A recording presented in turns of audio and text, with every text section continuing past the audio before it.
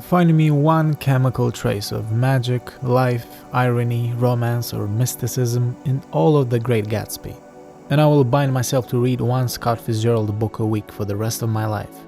The boy is just puttering around. The clown Fitzgerald rushes to his death in 9 short chapters. The story is obviously unimportant. Mr. Fitzgerald is not one of the great American writers of today. These were some of the initial reviews of Fitzgerald's most famous book, published in 1925 during the height of the Roaring Twenties, also known as the Jazz Age. This novel was Fitzgerald's third, in which he consciously set out to write something more artistic and creative than his previous 2 books. It took him about 2.5 years to write it, in between a failed play production, financial struggles, and a move to France. However, around the time of publishing, there were some positive reviews as well. The Los Angeles Times critic said, "Character could not be more skillfully revealed than it is here." The New York Times critic called it a curious book, a mystical, glamorous story of today. It takes a deeper cut at life than hitherto has been enjoyed by Mr. Fitzgerald. He writes well, he always has, for he writes naturally, and his sense of form is becoming perfected. But what really shook Fitzgerald was that of all the reviews, even the most enthusiastic, not one had the slightest idea what the book was about. They found in it only the bright but trivial talent they had seen in his earlier books. Gatsby was, they said, clever and brilliantly surfaced, but not the work of a wise and mature novelist. It was a little slack, a little soft, more than a little artificial, falling into the class of negligible novels. And still, to this day, readers are divided on this book. People seem to either love it or hate it, with little space in between. But I'm of the opinion that it's one of the greatest novels of the 20th century. Even those that love it don't quite understand why, and those that hate it seem to dislike what has come out of it. The superficial Gatsby-themed parties, the movies, and the pop culture references. But these people are missing the point. Whatever has become of the image of Gatsby was always out of Fitzgerald's control, and maybe it even proves his subtle satire right. In this short novel, Fitzgerald has mastered the art of creating a plot almost entirely from style, and in this essay, I will try to clarify what I mean. I'll make an argument that The Great Gatsby is Fitzgerald's misunderstood masterpiece. It's hard to explain what exactly makes this novel a great one. I wouldn't say it's the plot or the originality of it. In fact, it's the same old story about longing for a past love, a wish to relive what was meant to be temporary, the obsession with controlling what you can't, fantasizing about someone to the point of exaggerating their good qualities, being pulled in by people's perception of you, and thus creating a separate persona, one that ends up serving others instead of your own self. All these descriptions are portrayed and expressed most profoundly, but not solely, through the main character, J. Gatsby. So here I am sitting at my desk and thinking how to describe that which is to be mostly felt. Yes, it is a novel that you feel, taste, and perceive, rather than rationalize or categorize. And then it clicked. I realized I was enamored by how Fitzgerald wrote, how he turned a simple scene into something so aesthetically pleasing that it becomes impossible not to like. Every setting leaves you with a pleasant aftertaste, like a well-made wine.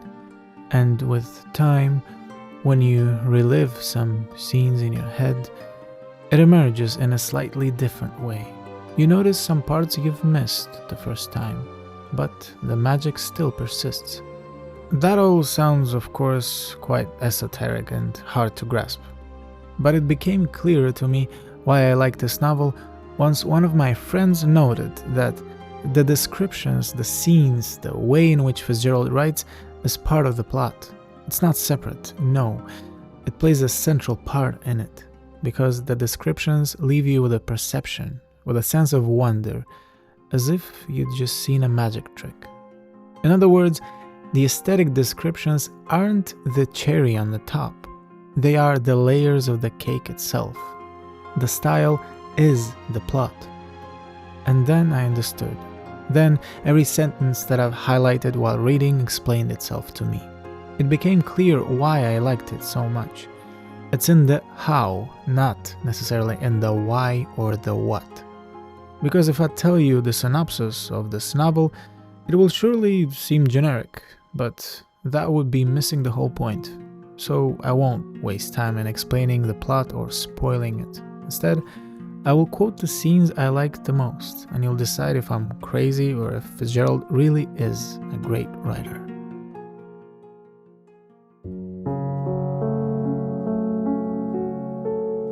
The novel begins with the end, the narrator being one of the characters who lived through what happened with Gatsby and the people close to him.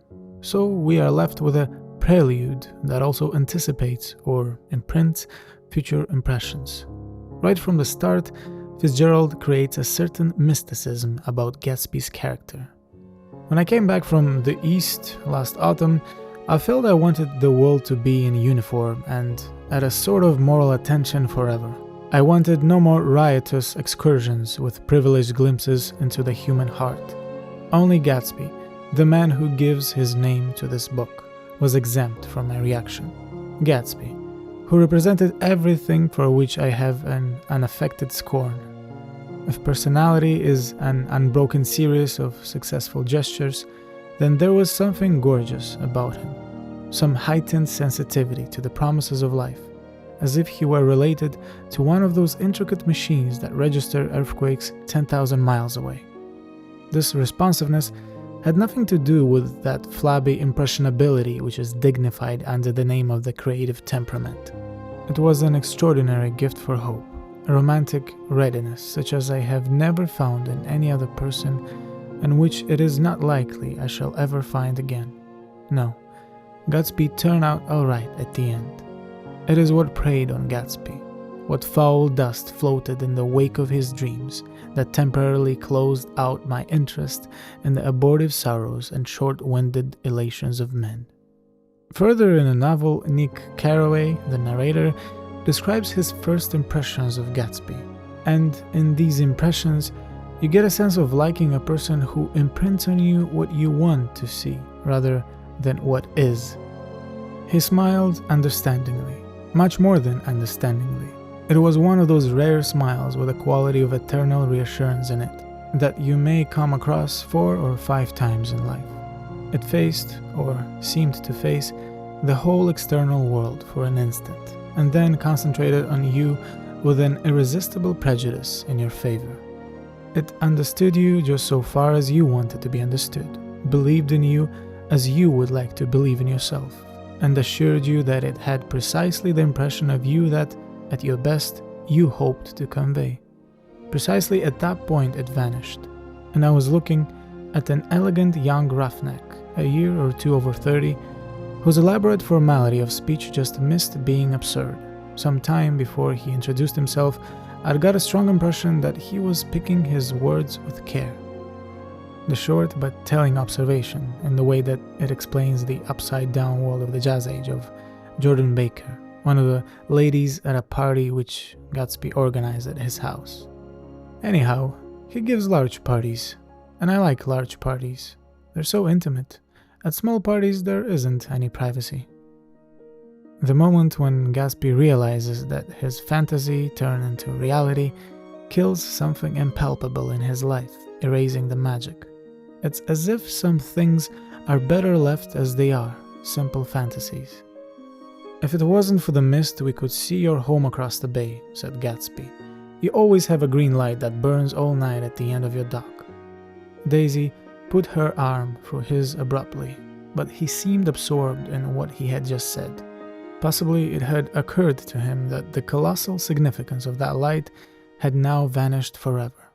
Compared to the great distance that had separated him from Daisy, it had seemed very near to her, almost touching her. It had seemed as close as a star to the moon.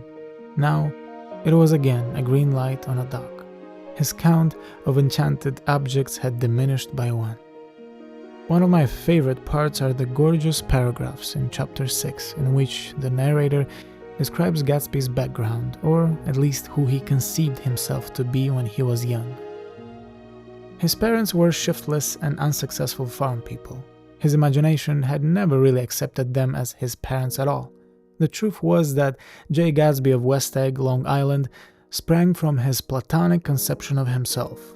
He was a son of God, a phrase which, if it means anything, means just that, and he must be about his father's business, the service of a vast, vulgar, and meretricious beauty. So he invented just the sort of J. Gatsby that a 17-year-old boy would be likely to invent, and to this conception he was faithful to the end. For over a year, he had been beating his way along the south shore of Lake Superior as a clam digger and a salmon fisher, or in any other capacity that brought him food and bed. His brown, hardening body lived naturally through the half-fierce, half-lazy work of the bracing days.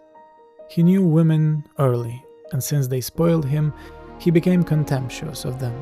Young virgins because they were ignorant, of the others because they were hysterical about things which in his overwhelming self-absorption he took for granted. But his heart was in a constant, turbulent riot. The most grotesque and fantastic conceit haunted him in his bed at night.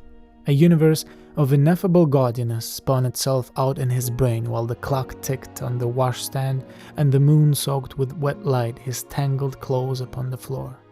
Each night, he added to the pattern of fancies until drowsiness closed down upon some vivid scene with an oblivious embrace. For a while, these reveries provided an outlet for his imagination. They were a satisfactory hint of the unreality of reality, a promise that the rock of the world was founded securely on a fairy's wing. And then the unforgettable finale, the aftermath, the incisive thoughts of a man who saw another man's dream get crushed completely. And as I sat there brooding on the old, unknown world, I thought of Gatsby's wonder when he first picked out the green light at the end of Daisy's dock. He had come a long way to this blue lawn, and his dream must have seemed so close that he could hardly fail to grasp it. He did not know that it was already behind him, somewhere back in that vast obscurity beyond the city, where the dark fields of the Republic rolled on under the night. Gatsby believed in the green light, the orgastic future that year by year recedes before us. It eluded us then, but that's no matter. Tomorrow we will run faster, stretch out our arms farther, and one fine morning, so we beat on, boats against the current, borne back ceaselessly into the past. More can be said about this novel, I'm sure, and I have a stalking feeling that after writing this review, I'll remember something I have missed, but so be it. Maybe some things are truly better left unsaid.